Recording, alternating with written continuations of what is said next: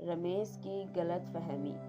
एक बार की बात है, एक गांव में रमेश नाम का आदमी रहता था। रमेश को अपनी पत्नी की हर बात पर शक करने की आदत थी। उसकी पत्नी सीता बड़ी भोली और सीधी थी, लेकिन रमेश को लगता था कि उसकी हर बात में कुछ न कुछ चालाकी होती है। एक दिन रमेश ने सोचा कि वह अपनी पत्नी की परीक्षा लेगा। उसने एक तरकीब सोची।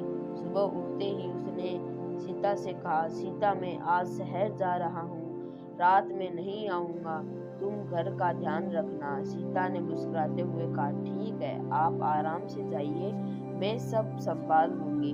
रमेश मन ही मन खुश हुआ कि आज वह सीता की पोल खोल देगा। रमेश घर से निकलकर थोड़ी दूर जाकर एक पेड़ के पीछे छिप गया और देखता रहा कि सीता क्या करती है। कुछ घंटों बाद उसने देखा कि एक दिन आदमी घर के अंदर जा रहा है। रमेश का शक पक्का हो गया। उसने सोचा, अब मैं इसे रंगे हाथे पकड़ूंगा। वह धीरे धीरे घर के पास आया और खिड़की से झांकने लगा।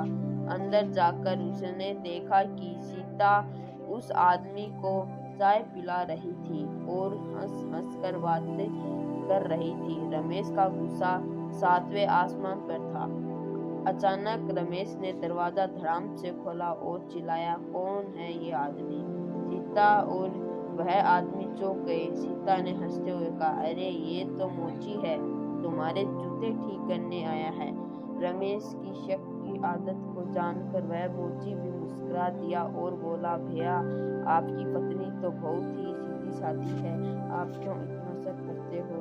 रमेश शर्मिंदा हो गया और सोचने लगा कि उसकी शक की आदत ही उसके सबसे बड़ी दुश्मन है।